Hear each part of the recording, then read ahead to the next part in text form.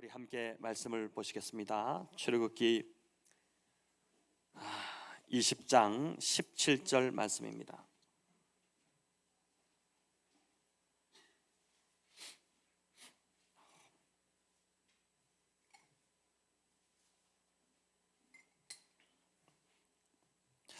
네, 출애굽기 20장 17절 우리 함께 읽도록 하겠습니다. 내 이웃의 집을 탐내지 말라. 내 이웃의 아내나 그의 남종이나 그의 여종이나 그의 소나 그의 낙이나 무릇 내 이웃의 소유를 탐내지 말라. 아멘. 네, 드디어 이제 십계명 이 강해의 10번째 계명에 이르렀습니다. 처음 십계명 서원부터 시작해서 오늘 이제 11번째 연속 설교를 하게 됐는데 십계명 설교가 이제 생각보다 어려워서 설교자들이 깊이 하는 설교 중에 하나입니다. 지난번 우리 정영구 목사님 오셨을 때 요즘 저희 교회는 십계명 설교합니다 이렇게 말씀드렸더니 어려운 거 하네 이렇게 이야기를 하시더라고요. 그래서 저도 처음에는 이제 저희가 출애굽기 연속 강해를 가고 있었기 때문에 십계명을 그냥 둘로 나눠서 십계명이 크게는 이제 대신 계명인 하나님을 향한 1계명부터 4계명까지의 계명과 또 대인 계명인 5계명부터 이제 10번째 계명까지가 이제 나눠지지 않습니까? 그 둘로 나눠서 두 번으로 좀 설교를 하고 지나갈까 했는데 오늘 마치는 시점에서 보니까 매주일 한 계명씩 하기를 참 잘했다는 생각이 듭니다. 한 가지 계명 속에 담긴 참 이 보석 같은 진리들을 캐내는 재미가 제가 제일 먼저 좀 즐기고 누렸던 시간이 아니었나 이런 생각이 들고 또 그래서 이제 우리 성도님들도 이 설교 속에 이 한 계명 속에 담긴 은혜가 있었다고 그렇게 생각이 됩니다. 처음 이제 시작하면서는 과연 잘할 수 있을까 이런 염려가 되기도 했었지만 정말 매번 이제 설교 때마다 제가 느끼는 것이지만 설교를 준비할 때마다 하나님께서 부어주시는 그 은혜가 있어서 잘 마칠 수가 있었습니다. 늘 말씀에 통찰력을 부어주시는 우리 하나님 아버지께 참으로 저는 감사를 드립니다. 10번째 이제 계명은 여러분 탐내지 말라라는 것입니다. 즉 탐심에 대한 이야기입니다. 얼핏 생각할 때 이 10번째 계명은 앞선 계명에 비해서 비교적 가벼워 보입니다. 살인하지 말라, 간음하지 말라, 도둑질하지 말라, 또 거짓 증거하지 말라 이런 계명들은 외적으로 드러나는 행동들입니다. 보이는 죄들이죠. 하지만 탐내지 말라는 이 계명은 보이지 않는 마음의 영역입니다. 행동이 아닌 마음의 영역인 것이죠. 사람인지라 우리가 다른 사람들이 좋은 것 가지고 있으면 어떻습니까? 탐이 나기도 하고 나도 갖고 싶다는 생각이 듭니다. 어느 날 친구들 모임에 갔는데 아주 명품백을 들고 있으면 그걸 보는 순간 나는 전혀 관계없어, 저건 그냥 돌이야 이렇게 생각하는 사람은 없지 않습니까? 왠지 끌리기도 하고 그게 이제 인지상정인 것이죠. 안 그러는 사람이 누가 있겠습니까? 또 탐심은 마음에서 일어나는 생각에 불과하기에 다른 사람에게 피해를 주는 것도 아닙니다. 그래서 탐심이 이게 무슨 죄가 될까? 뭐 다 그런 한 번씩 그렇지 않나 이런 생각이 들지만 그런데 조금 더 생각해 보면 마지막 이 탐내지 말라는 계명만큼 중요한 계명도 없구나 하는 것을 알 수 있습니다. 주인공이 맨 마지막에 나온다고 하나님께서 십계명의 마지막 10번째로 이 탐내지 말라는 계명을 말씀하신 이유가 있습니다. 앞선 6계명에서 9계명까지는 나무로 볼 때 이 앞선 계명들은 나무의 열매에 해당한다면 마지막 10번째 이 탐내지 말라는 계명은 나무의 뿌리에 해당합니다. 모든 죄의 뿌리가 탐심에서 지금 비롯되고 있다는 것입니다. 살인, 간음, 또 도둑질, 거짓말 이 모든 계명들은 탐심이라는 뿌리에서부터 시작된 열매들이라는 것이죠. 이에 대한 성경의 예가 참 여러 군데 나오는데 대표적으로 이제 다윗이 우리아의 아내 밧세바를 범한 사건입니다. 이 사건의 발단은 다윗이 왕궁의 옥상에서 목욕하고 있는 남의 아내를 훔쳐본 것에서부터 시작이 되었습니다. 견물생심이라고 보다 보니까 갖고 싶어지고 이제 취하고 싶어진 것입니다. 우연히 볼 수도 있었겠죠. 우리도 여러 가지 볼 때 우연히 뭘 본 경우가 있지 않습니까? 그런데 바로 눈을 돌렸어야 함에도 불구하고 그걸 계속 바라보고 묵상하다 보니까 탐심이, 탐하는 마음이 발동되기 시작한 것입니다. 탐심의 정의가 내 것이 아닌 남의 것을 계속해서 탐하는 잘못된 욕망인데, 관심을 가지는 수준을 넘어서 자기 손에 반드시 넣어야 하는, 이건 반드시 내가 가져야 돼라고 하는 지나친 욕망입니다. 아주 악한 소욕이고 불법적인 욕심이라고 할 수 있는 것이죠. 그래서 그것을 소유하는 방법도 보니까 불의합니다. 불의하지 않고는 소유할 수 없죠. 부당한 방법으로 손에 넣을 수밖에 없습니다. 그렇지 않겠습니까? 남의 것을 억지로 빼앗아야 하는 것이기 때문에 불법을 저지를 수밖에 없는 것입니다. 다윗 안에 탐심이 들어갔을 때 그걸 잘 다스렸어야 하는데 그렇지 못하니까 탐심의 열매들이 다윗의 삶에 맺히기 시작한 것입니다. 우선 밧세바를 왕궁으로 데려왔죠. 남의 아내를 강제로 빼앗은 거니까, 강제로 데려온 것이기 때문에 8계명인 도둑질하지 말라는 계명을 어긴 것입니다. 또 밧세바와 동침함으로 7계명 간음죄를 지었습니다. 그리고 임신한 것이 발각되자 이것을 거짓말로 꾸며서 수습하려고 그렇게 하지 않습니까? 그러다가 급기야는 우리야, 이제 이 밧세바의 남편이었던 충신이었던 우리야를 전쟁의 최전방, 최전선에 앞세워서 죽이도록 그렇게 사주를 하게 되죠. 여러분, 여기에서 9계명과 6계명을 다윗이 어기게 된 것입니다. 다윗 안에 생긴 탐심, 아주 작은 탐심이었는데 그걸 가만히 놔두니까 결국 살인, 간음, 도둑질, 거짓말까지 가버리는 모든 계명을 다 범하는 결과를 낳아버린 것입니다. 그래서 한 분이 이 탐내지 말라는 마지막 10번째 계명은 마치 북엔드와 같다, 이런 북엔드 역할을 한다, 이런 표현을 했는데 참 공감이 되는 표현이라고 생각됩니다. 여러분, 책을 세울 때 이 북엔드는 책을 세울 때 지지하는 그 니은자 모양의 받침대를 말합니다. 제 서재에도 가면은 이제 책꽂이에 이 북엔드가 몇 군데 이렇게 꽂혀 있기도 한데, 책을 잘 세워도 마지막에 이 북엔드가 딱 지지하지 못하면은 이내 툭 다 쓰러져 버리지 않습니까?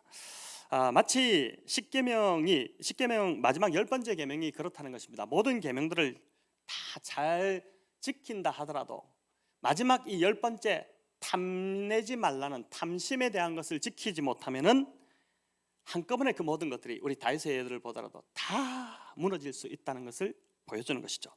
자, 그렇다면 사람들이 주로 탐내는 것이 구체적으로 어떤 영역들일까요? 여기 10번째 계명 이 17절을 보니까 이웃의 집, 이웃의 아내, 그리고 이웃의 소유를 탐내지 말라, 이렇게 합니다. 그래서 이제 탐심에서 주로 뭐 여러 영역이 있겠죠. 우리가 말하는 명예욕도, 누가 명예를 가지고 있다, 그 탐심이 될 수도 있는 것이고, 또 잘못된 음욕도 탐심이 될 수 있는데, 오늘 이 본문을 볼 때 오늘 이제 가장 중점적으로 다루어야 할 것이 뭐냐면은 소유와 재물에 대한 욕망, 이 부분입니다. 여러분, 돈을 싫어하는 사람이 과연 있을까요? 심지어 어린아이들도 돈을 좋아합니다. 저희 아이들도 이제 좀 크다 보니까 돈 맛을 알기 시작해서 가장 다른 것보다도 그냥 돈으로 달라, 이렇게 이야기합니다. 자기가 사고 싶은 걸 살 수 있기 때문에 그렇죠. 현대 사회에서 돈은 필수적입니다. 돈 없이 살 수 없습니다. 돈은 유용하고 필요한 것입니다. 돈이 있어야 여러분 장도 보고 또 살림도 살 수 있고 공과금도 내고, 돈이 있어야 아이들 공부도 시키고 원하는 것을 얻지 않습니까? 그런데 문제는 사람들이 돈은 그저 돈일 뿐이야, 이렇게 생각하지 않는다는 것입니다. 그래서 돈만큼 탐심의 욕망이 고개를 쳐들기 좋은 영역도 없는 것입니다. 돈은 적당히라는 것이 없습니다. 이 정도면 충분히 가졌다고 하는 것이 없죠. 여러분, 그렇지 않습니까? 나 이제 돈 그만 줘, 나 돈 필요 없어. 우리 자녀들이 용돈을 챙겨주시면은 야, 그만해라, 이제 난 충분하다, 우리 그렇게 말씀하기도 하지만은 은근 마음에서는 계속 주는 것을 더 좋아하지 않습니까? 한 번은 이제 대부호 록펠러에게 신문기자가 이런 질문을 했죠. 이 유명한 일화지 않습니까? 당신은 도대체 얼마나 벌어야 더 만족하겠습니까? 얼마나 벌어야 이제 만족할까요? 이렇게 물었더니 록펠러가 뭐라고 대답합니까? 조금만 더, 내가 조금만 더 벌면 만족하겠다, 이렇게 대답했다고 하죠. 여러분, 인류 역사를 볼 때 잘 사는 나라들, 부강한 나라들이 식민 통치에 더 열을 올렸습니다. 충분히 가지고 있었고 충분히 누리고 있었지만 그들은 여전히 만족하지 못하고 남의 땅과 자원과 부를 탐냈던 것이죠. 오늘날 지구가 온난화로 또 각종 환경 문제로 여러 몸살을 앓고 있는데 이것의 주된 이유는 사실 이 강대국들이 부렸던, 지금도 부리고 있는 그 탐심의 결과라고 아무도 부인할 수 없을 것입니다. 자, 그래서 전도자는 이 전도서 5장 10절에 이하에서 이렇게 말씀하고 있는데 우리 세 번역으로 한번 같이 읽어보겠습니다. 돈 좋아하는 사람은 돈이 아무리 많아도 만족하지 못하고 부를 좋아하는 사람은 아무리 많이 벌어도 만족하지 못하니 돈을 많이 버는 것도 헛되다. 적게 먹든지 많이 먹든지 막리를 하는 사람은 잠을 달게 자지만 배가 부른 부자는 잠을 편히 못 잔다. 나는 세상에서 한 가지 비참한 일을 보았다. 아끼던 재산이 그 임자에게 오히려 해를 끼치는 경우가 있다. 아멘. 보십시오. 참 너무 이 전도서 저자가 재밌게 표현을 했지 않습니까? 탐심에 사로잡히면 아무리 많이 벌어도 만족할 줄 모른다는 것입니다. 심지어 이제 잠도 달게 자지 못합니다. 막리를 하는 사람들, 이 표현이 좀 그렇게 돼 있지만은 편하게 그냥 잠을 자는데 돈 많은 사람들은 오히려 잠도 못 잔다는 것이죠. 그래서 1800년대를 살았던 독일의 철학자 쇼펜하우어가 이 탐심을 참 재밌게 표현했는데, 탐심은 바닷물과 같다. 들이킬수록 더 갈증을 느끼게 된다. 이렇게 이제 얘기했습니다. 탐심이 마치 오늘로 말하면 마약과 같다는 것이죠. 이제 마약 주사가 그렇다고 하지 않습니까? 한 번 맞으면 이제 됐다, 만족, 이게 아니고 한 번 맛을 들이면은 계속해서 더를 외치게 되는 것처럼 탐심이 마치 그렇다는 것입니다. 자, 그렇다면 왜 사람들이 이렇게 돈에 집착하고 탐욕을 부리는 것일까요? 여러분, 여러 요인들이 있겠지만 무엇보다 우리 안에 자라면서 형성된 잘못된 가치가 지금 우리 안에 자리 잡고 있기 때문입니다. 그 이유가 참 큽니다. 우리 안에 은연중에 형성되어 있는 가치가 있는데, 우리 부모님들을 보면서, 우리가 자랄 때 부모님들을 보면서 자랐던 그런 가치들이 있는데, 뭐냐면 돈이 있으면 존경받고 사람들이 알아주고 또 돈이 있으면 편리해지고 더 나은 삶을 살게 되고, 이 돈이 우리 삶에 만족함을 가져다 준다라고 생각하는 것입니다. 돈이 그 모든 것을 다 가져다 준다고 믿는 것이죠. 그래서 돈은 무조건 다다익선이다, 이렇게 생각합니다. 돈은 많으면 많을수록 좋은 것이다. 돈이 많으면 좋지, 뭐가 나쁘냐, 이렇게 하는 것이죠. 자신의 인생이 오직 돈에 달렸다고 믿는 것입니다. 그래서 어떻게 해서든 기회만 되면 이런 사람들은, 이 탐심에 사로잡힌 사람들은 돈을 모으려고 합니다. 돈이 있어야 내 삶을 지킬 수 있다고 그렇게 믿기 때문입니다. 누가복음 12장에 예수님이 말씀하신 비유에 나오는 부자가 바로 이런 가치에 사로잡혀 있던 자였습니다. 소출을 풍성히 거둔 부자가 쌓아둘 곳이 없어서 창고 하나를 더 지은 후에 독백을 하죠. 뭐라고 합니까? 내 영혼아, 여러 해 쓸 물건을 창고에 가득 쌓아두었으니 이제 평안히 쉬고 먹고 마시고 즐거워하자, 이렇게 합니다. 여러분, 듣기만 해도 좋아 보이지 않습니까? 야, 진짜 좋겠다. 먹고 마시고 그래, 몇 년간 그냥 한번 이렇게 쉬어보자. 그런데 예수님이 이 비유를 말씀하신 배경이 있습니다. 어떤 배경에서 이 비유가 나왔냐면은, 부모로부터 유산을 물려받은 한 사람이 예수님을 찾아와서 뭐라 하냐면은, 예수님, 내 형을 명해서 부모의 유산을 나와 좀 나누게 해주십시오, 이렇게 간청했기 때문이다.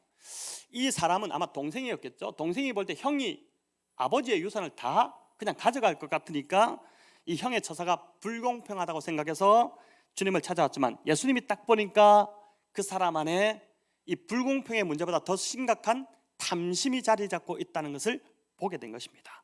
자, 누가복음 12장 13절 15절 같이 읽어볼까요? 무리 중에 한 사람이 이르되,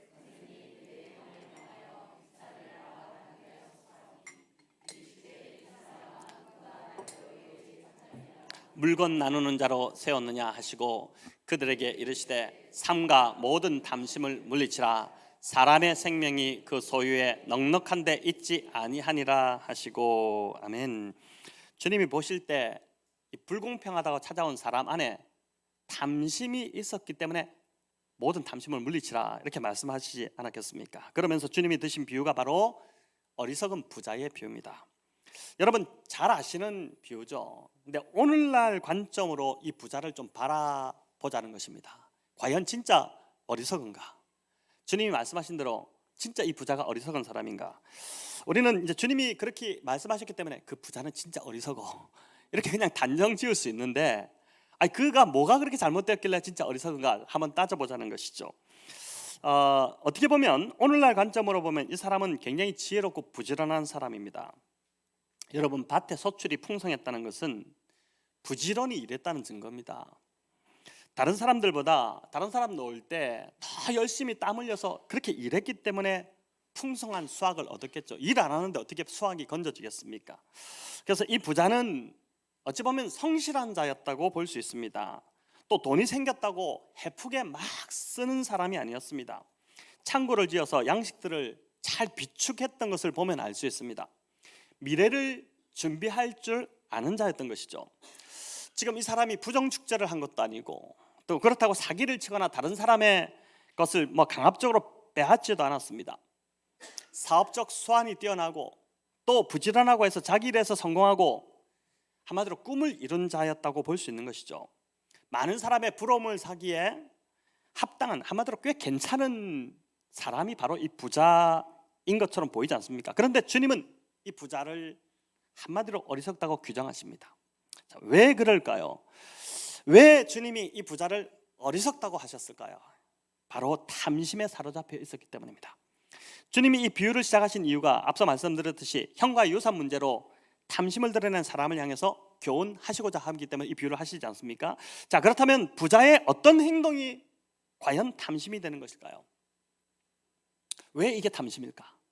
여러분 바울은 골로새서 3장 5절에서 탐심은 우상 숭배다 이렇게 이제 딱 말씀을 정리를 했고, 또 에베소서 5장 5절에서도 똑같이 탐하는 자를 우상 숭배하는 자다라고 했습니다. 탐심이, 우리 안에 탐욕이 왜 우상 숭배가 되는 것일까? 왜 우상 숭배까지 그렇게 거창하게까지 이야기할 필요가 있다. 탐욕 좀 부렸다고 그걸 우상 숭배한다고?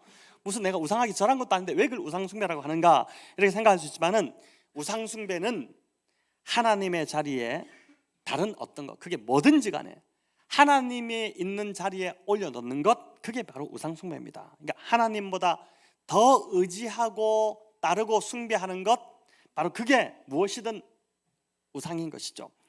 비유에서 이 부자는 하나님을 의지하기보다 자신이 축적해 놓은 재물을 의지하고 있습니다. 인정하시겠죠? 자기 영혼을 향해 여러 해 쓸모없는 것들을 많이 쌓아뒀으니 평안히 쉬고 먹고 마시고 즐거워하자 합니다. 삶의 안정감이 하나님이 아닌 지금 재물에 가 있지 않습니까? 자기가 쌓아둔 재물이 자신의 미래를 보장해주고 지켜줄 거라고 굳게 믿고 있습니다. 편안하고 풍요로운 삶을 약속하는 것은 부자가 의지하는 재물이지 하나님이 아닙니다. 그러니 재물은 부자에게 지금 우상이 된 것이고, 바울이 이야기한 대로 재물이 우상이 된 부자의 삶은 곧 탐심의 돈에 사로잡혀 있는, 돈에 매여 있고 묶여 있는 삶이라고 할 수 있는 것입니다. 여러분 또 한 가지는 이 부자의 독백에서 알 수 있는데, 부자는 온통 지금 말하는 독백, 자기 스스로 말하는 것을 보니까 온통 자기 생각밖에 없습니다. 자, 이 비유에서 제일 많이 등장하는 단어가 뭔지 아십니까?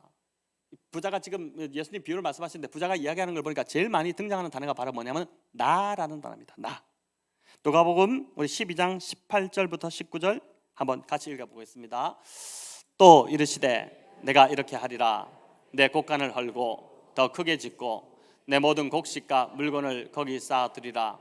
또 내가 내 영혼에게 이르되 영혼아 여러 해 쓸모없는 것들을 많이 쌓아두었으니 평안히 쉬고 먹고 마시고 즐거워하자 하리라 하되. 아멘. 자, 여기 보십시오. 내 곡간, 또 내 모든 곡식과 물건, 또 내 영혼, 다 온통 나밖에 없습니다.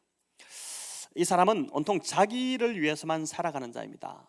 다른 사람이 어떻게 되는 것, 다른 사람의 형편과 처지, 사정 이런 것은 안정에도 없습니다. 이 모든 풍성한 소출은 어찌 보면은 자기의 노력도 있었겠지만 하나님의 은혜와 또 이웃의 도움이 있었기 때문에 거둘 수 있었던 소출입니다. 그럼에도 불구하고 그의 삶에서 지금 말하는 것을 들어보니까 하나님과 이웃은 찾아볼 수 없고 오로지 자기밖에 없습니다. 나밖에 없는 것입니다. 도로시 세이어즈라는 분이 탐욕을 참 재밌게 표현했는데, 탐욕은 차가운 마음의 죄다 이렇게 이야기했습니다. 탐욕은 차가운 마음의 죄다. 탐욕의 특징을 아주 잘 표현한 것인데, 탐욕에 사로잡히면 이웃에 대해서 무정해지고 무관심해진다는 것입니다. 그러니까 다른 사람을 대할 때 인색해지기 시작하는 것입니다. 이 부자 비유를 들으면서 여러분 어떤 생각이 드십니까? 나 역시 하나님을 의지한다고 말은 하지만은 실은 돈을 더 의지하고 살아가고 있는 것 같지 않으십니까? 다급한 상황이 생길 때 하나님이 생각나십니까? 돈이 생각나십니까? 돈이 필요하다고 생각하지 않습니까? 먼저 기도하기보다, 기도의 자리를 찾기보다 돈의 힘을 빌리려고 하지 않으십니까? 그래서 무엇보다 돈이 있어야 하고 돈이 중요하다고 또 자녀들에게도 그렇게 말하고 있지 않습니까? 또 나의 삶이 다른 사람의 어려움에 대해 인색하지는 않으십니까? 돈 앞에서 사람이 보이지 않는 것은 아니지 않습니까? 돈을 써야 하는 상황에서도 이 돈을 좀 써야 되는데 자꾸 속으로 계산이 되고 있지는 않습니까? 그렇다면 나도 지금 탐심에서 자유롭지 못하다는 것을 알 수 있습니다. 자, 그렇다면 우리가 어떻게 탐심에서 자유로워질 수 있을까? 어떻게 우리가 이 10계명, 탐내지 말라는 계명에 순종할 수 있을까? 첫 번째는 하나님께 소망을 두라는 것입니다. 바울은 이제 디모데전서 6장 17절에서 이렇게 말씀합니다. 우리 세 번역으로 여기도 한번 같이 읽어보겠습니다.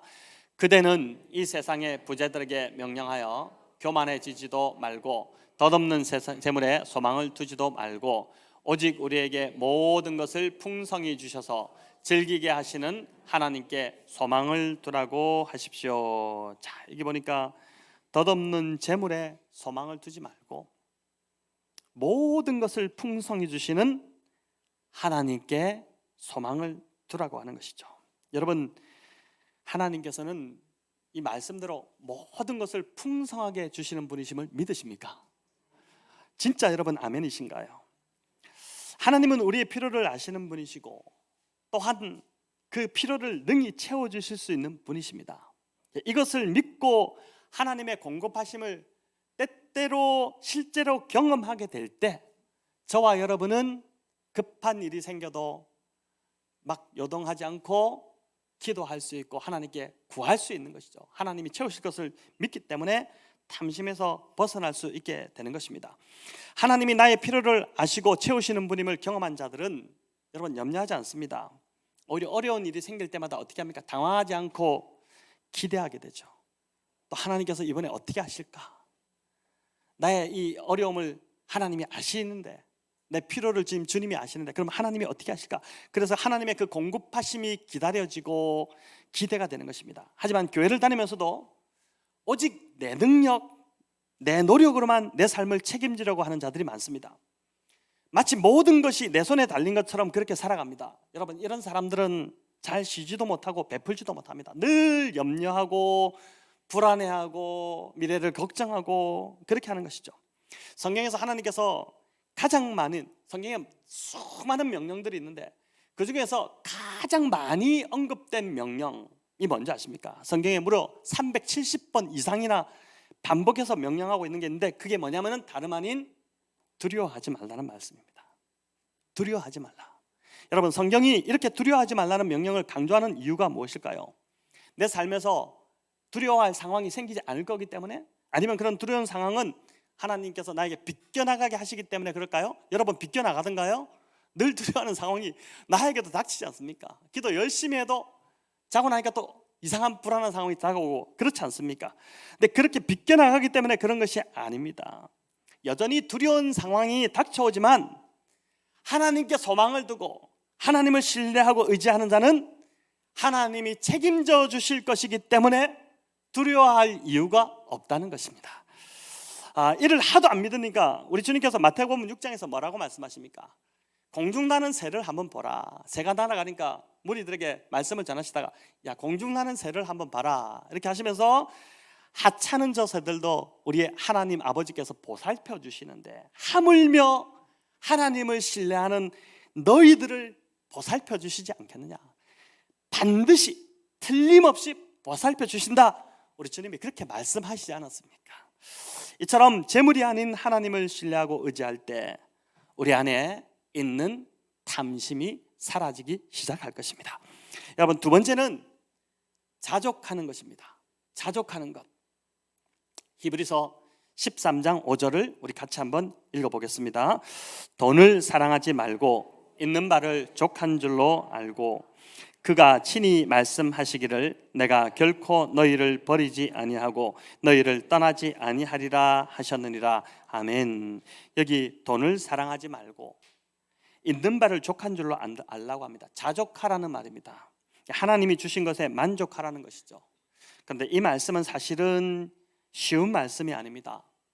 가진 것이 충분하고 또 몸도 건강한 자에게는 자족할 수 있죠. 얼마나 그렇습니까?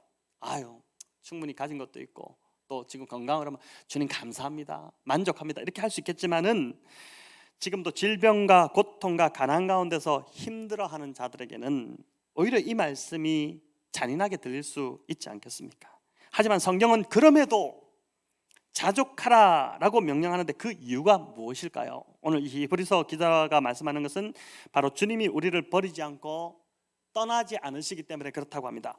내가 결코 너희를 버리지 아니하고 떠나지 아니한다 이렇게 말씀하는데 이 말은 제가 보니까 원어 성경에 비하면 한글 개역 개정 성경이 굉장히 표현이 약합니다.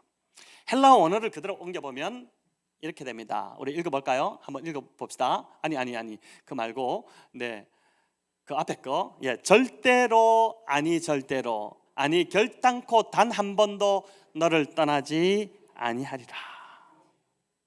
여러분, 이렇게 보면 히브리서 13장 5절이 좀 다르게 다가오지 않습니까? 여러분, 이 땅에 좋은 것들은 영락없이 우리를 다 떠나갑니다. 건강도 떠나갑니다. 재산도 떠나가고요. 돈도 재산도 영원하지 않고 날개를 달고 어느 순간에 날아갈 때가 있습니다. 또 우리의 사랑하는 자녀들도 영원히 함께하지 못하고 떠날 때가 있습니다. 떠나가죠.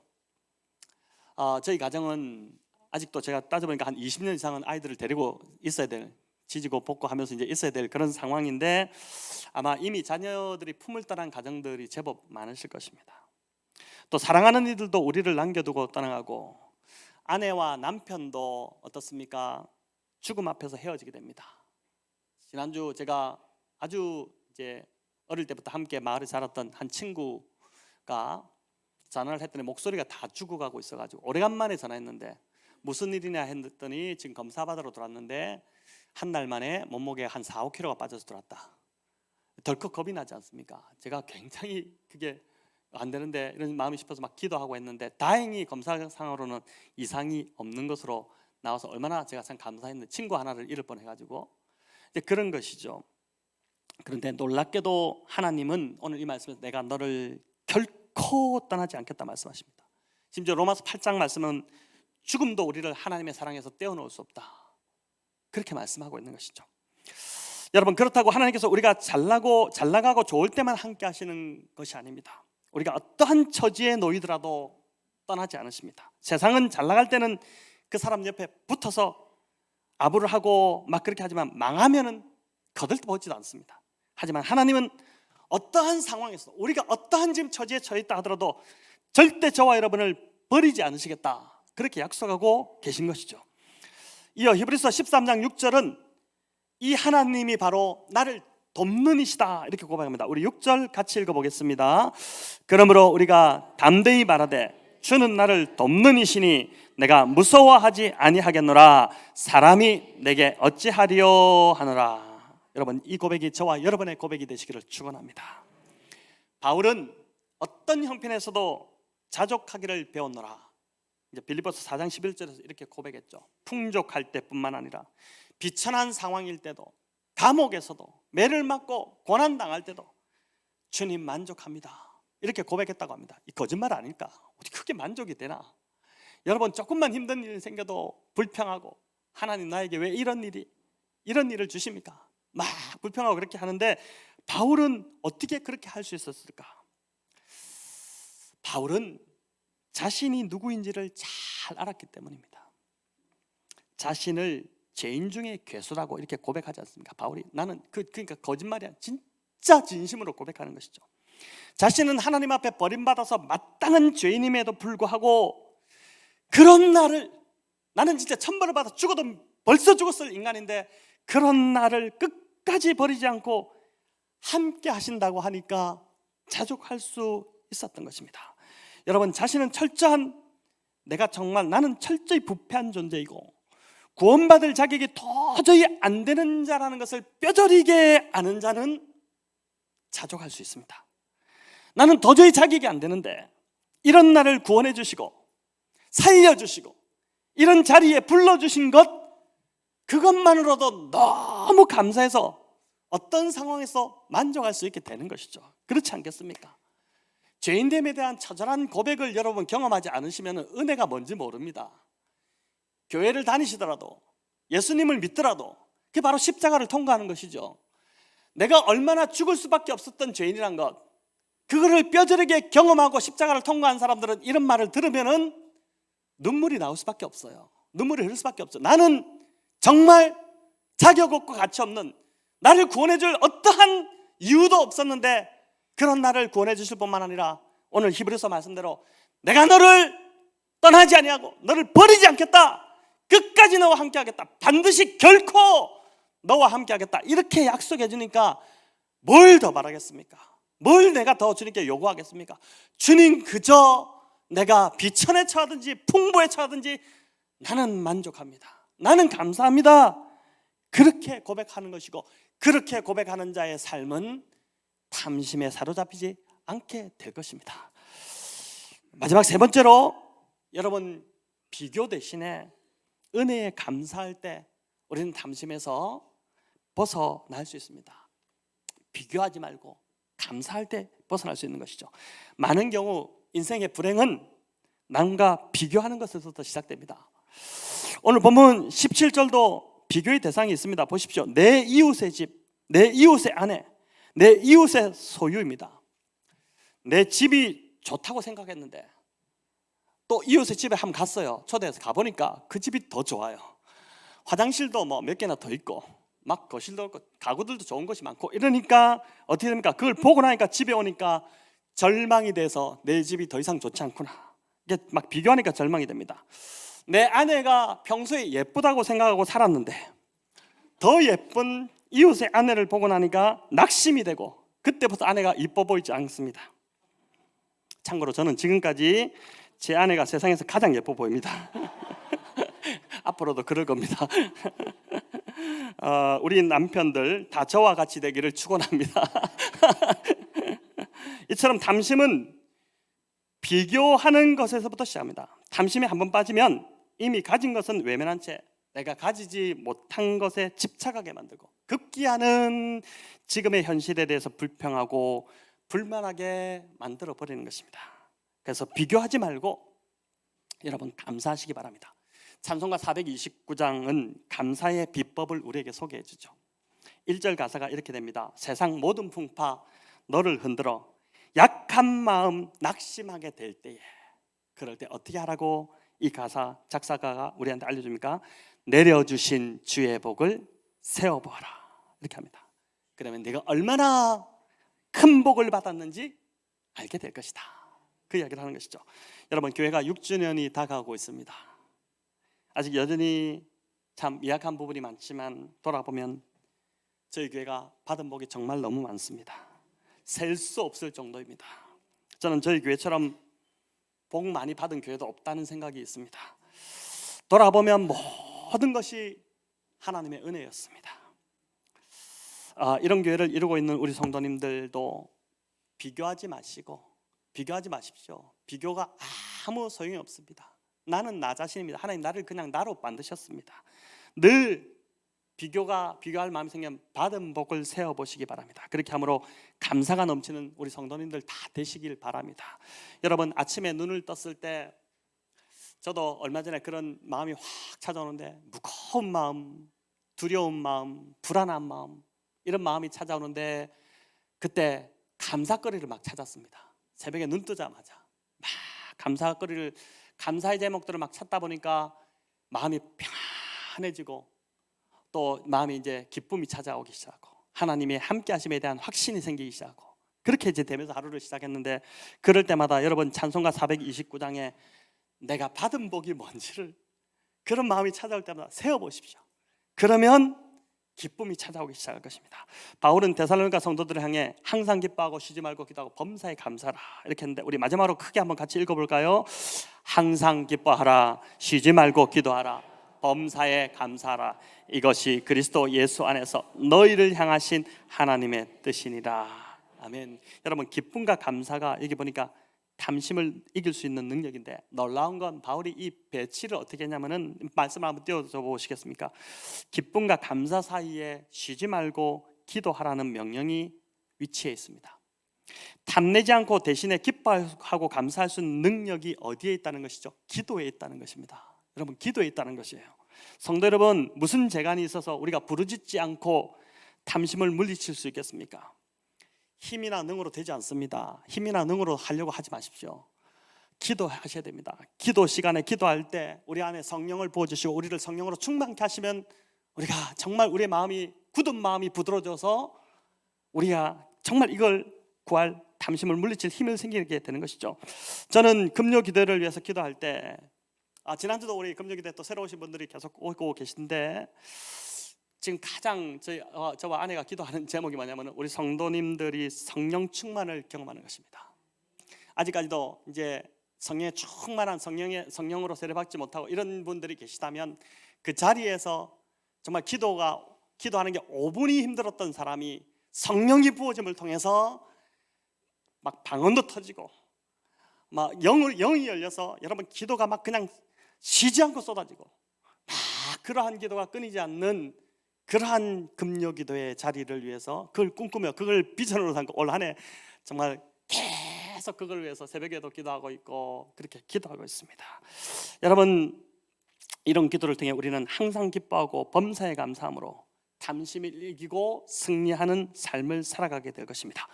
자, 이제 10계명을 마치며 백운영동교회 성도님들 10가지 계명을 정말 매주 들었는데, 지식이 늘어나는 자들 되지 마시기 바랍니다.